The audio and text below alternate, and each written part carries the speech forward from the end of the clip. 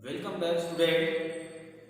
आज मैं engineering drawings के अंतर्गत आपके लिए फिर से आइसोमेट्रिक व्यू से रिलेटेड एक हमारा जो सेक्शनिंग होता है, सेक्शनिंग परिच्छेदित दृश्य होता है, आज उस टॉपिक के ऊपर मैं आपको समझाने जा रहा हूँ।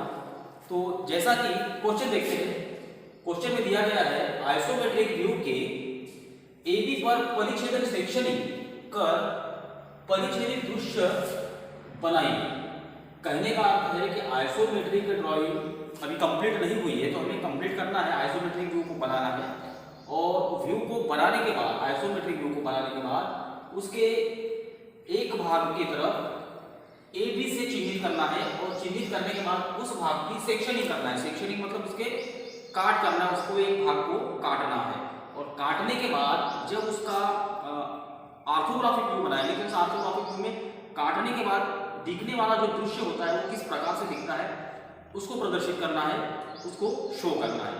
तो आइए स्टार्ट करते हैं। सबसे पहले आइसोमेट्रिक व्यू बना लेते हैं। तो आइसोमेट्रिक व्यू बनाने का जो तरीका होता है, सेट स्क्वायर के माध्यम से आइसोमेट्रिक व्यू को बनाया जाता है। तो यहाँ पे सेट स्क्वायर के माध्यम से आइसोमेट्रिक का एक एरिया, एक आकार, एक साइज अपन ने यहाँ तैयार किया हुआ है। आपको पता है कि एक बेसिक लाइन बनानी पड़ती है। बेसिक लाइन बनाने के बाद एक लाइन 30 डिग्री के एंगल पे लेफ्ट हैंड साइड की तरफ, एक लाइन राइट हैंड साइड की तरफ, एक वर्टिकल लाइन। इस लाइन का माप 60 mm रखा है, इस लाइन का माप 100 mm रखा हुआ है, और ऊंचाई जो है इसकी 50 mm की सेट की गई है। तो 100 बाय 60 बाय 50 के माप में ये कंप्लीटली अपने को इस प्रकार से एक बॉक्स बनाना है, और फिर उस बॉक्स में एक आइसोमेट्रिक व्यू को बनाएंगे। तो आइसोमेट्रिक व्यू बनाने के लिए हमें सेट स्क्वायर की आवश्यकता पड़ती है। तो शुरू करते हैं। सबसे पहले इसका जो बेस है, आइसोमेट्रिक व्यू का जो आधार है वह बनाते हैं।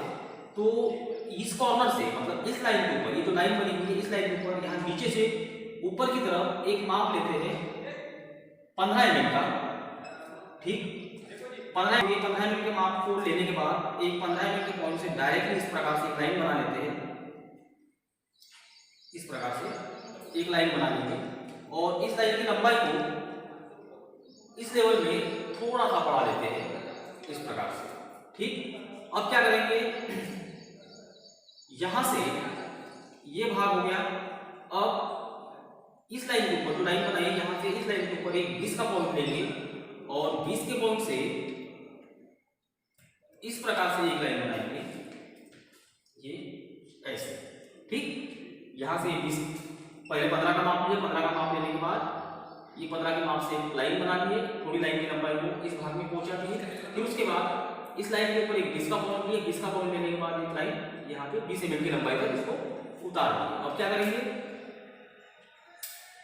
इस भाग के ऊपर, उसी लाइन के ऊपर एक 15 में से 5 mm का पॉइंट लेंगे, यहाँ पे ये 5 का पॉइंट, और इस 5 के पॉइंट से यहाँ पे 5 का, और ये 5 के पॉइंट को सेट स्क्वायर की सहायता से इस प्रकार से इस लाइन को जोड़ेंगे। ठीक, जॉइन करने के बाद ये लाइन की लंबाई को थोड़ा सा साफ कर देंगे।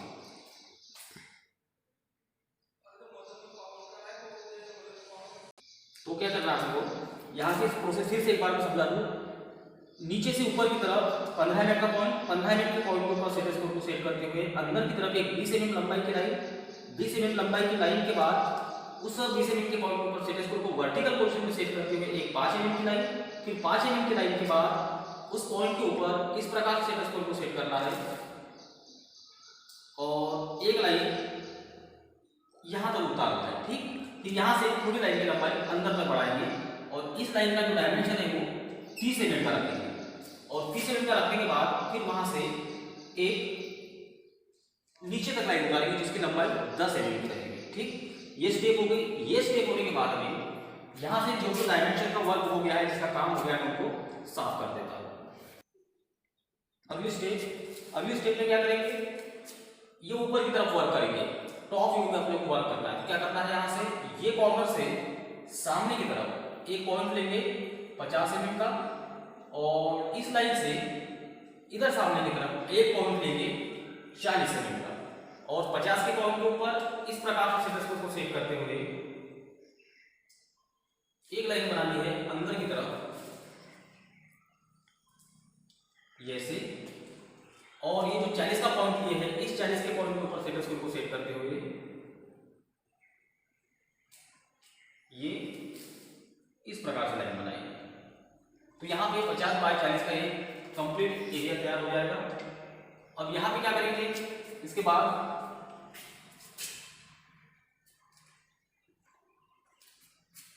ये पॉइंट से सामने की तरफ 10 mm का पॉइंट और यहां से सामने की तरफ 10 mm का पॉइंट, ठीक है।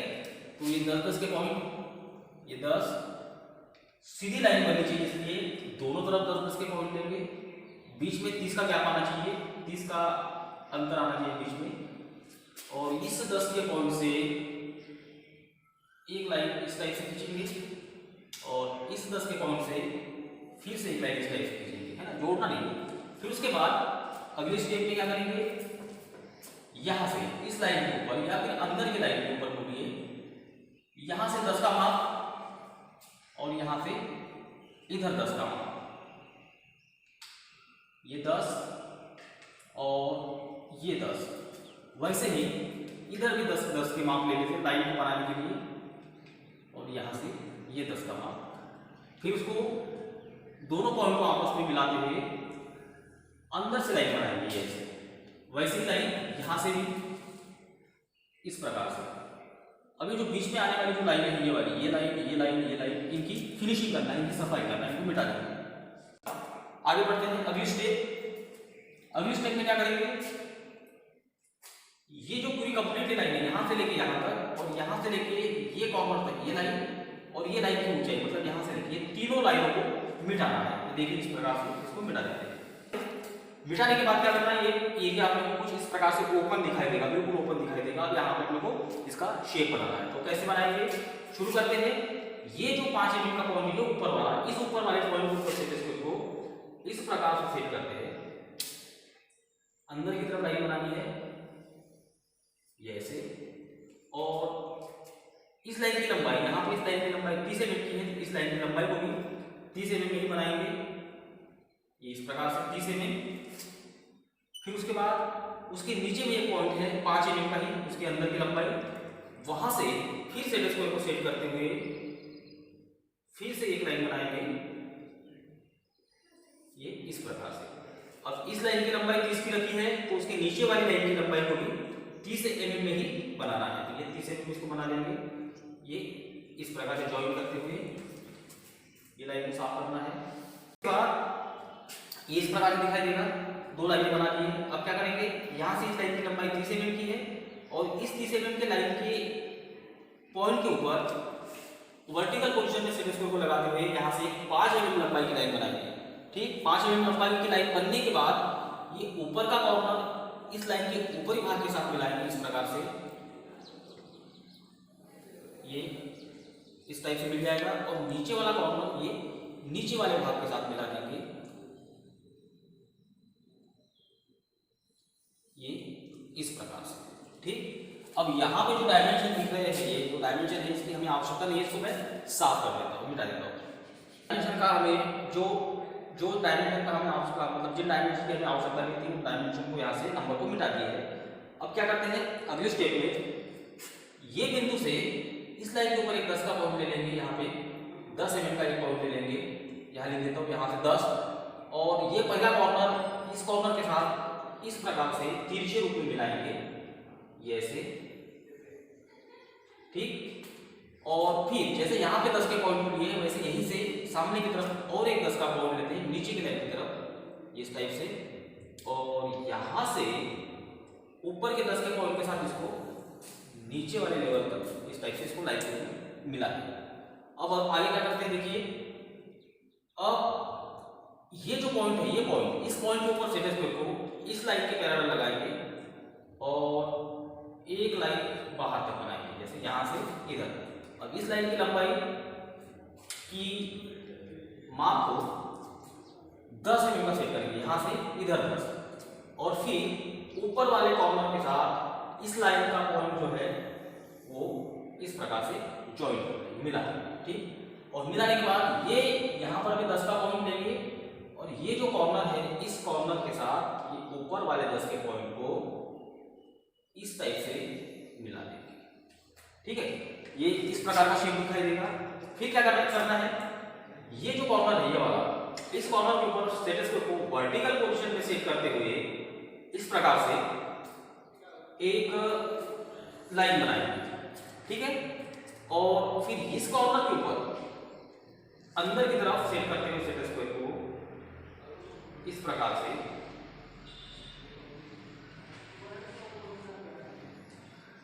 यहां से लाइन बनाएंगे।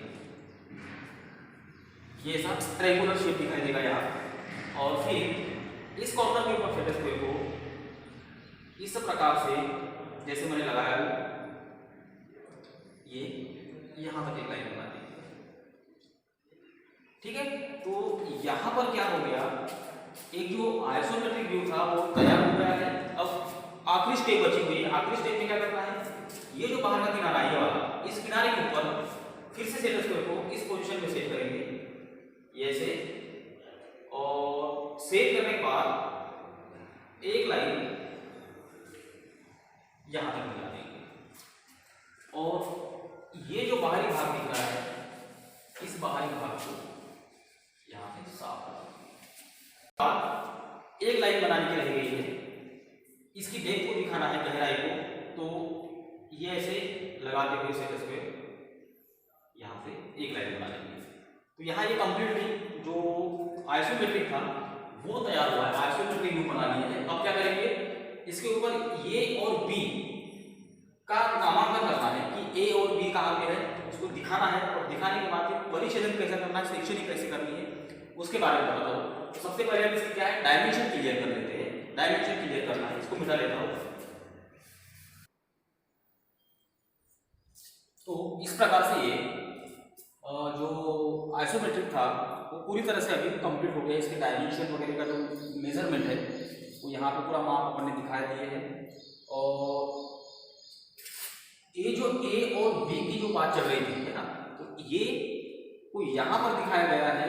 और इस सेक्शनिंग लाइन के माध्यम से, सेक्शनिंग लाइन है, सेंटर लाइन नहीं है, तो इस सेक्शनिंग लाइन के माध्यम से यहाँ पर बी को नामांकित किया गया है, चिन्हित किया गया है, यहाँ ए को और यहाँ बी को। तो कहने का अर्थ परिच्छेदन, इसको सेक्शनिंग कहा जाता है। तो सेक्शनिंग का अर्थ होता है कि जब ये आइसोमेट्रिक है तो इस आइसोमेट्रिक को इस लाइन के हिसाब से यदि इसकी कटिंग कर दी जाए, तो कटिंग करने के बाद जब इसका हम लोग प्रोजेक्शन बनाएंगे, जब इसे थर्ड एंगल प्रोजेक्शन के अंतर्गत जब इसका ऑर्थोग्राफिक व्यू बनाएंगे, तो उस ऑर्थोग्राफिक व्यू में काटने के बाद इसकी जो सरफेस है, जो सतह है, वो किस प्रकार से दिखाई देगी, है ना। तो उसे कहा जाता है सेक्शनिंग व्यू, परिच्छेदित दृश्य, ठीक है। तो आइसोमेट्रिक व्यू कंप्लीट हो गया है। आइसोमेट्रिक व्यू से अभी हमको क्या करना है, सेक्शनिंग व्यू बनाना है। तो इसको सेक्शनिंग व्यू मतलब एक ही व्यू में अपने को इसको स्पष्ट करके दिखाना है, क्योंकि इसमें ए और बी के बारे में पूछा गया है। तो ए को यहाँ से चिन्हित किया गया है, बी तक यहाँ तक। तो इसको जब हम कटिंग टूल से काटेंगे, हेक्सा फ्रेम से काटेंगे या हेक्सा ब्लेड से काटेंगे या कोई भी अपने कटिंग टूल से काटने के बाद इसकी जो सरफेस है वो अपने को किस प्रकार से दिखाई देगी, उसको हमको प्रदर्शित करना है। और उसे ही कहा जाता है सेक्शनिंग व्यू। आज के लिए इतना ही। और इसका जो प्रोजेक्शन है, ऑर्थोग्राफिक प्रोजेक्शन, वो मैं आपको अगले क्लास में समझा के बताऊंगा। तब तक के लिए धन्यवाद।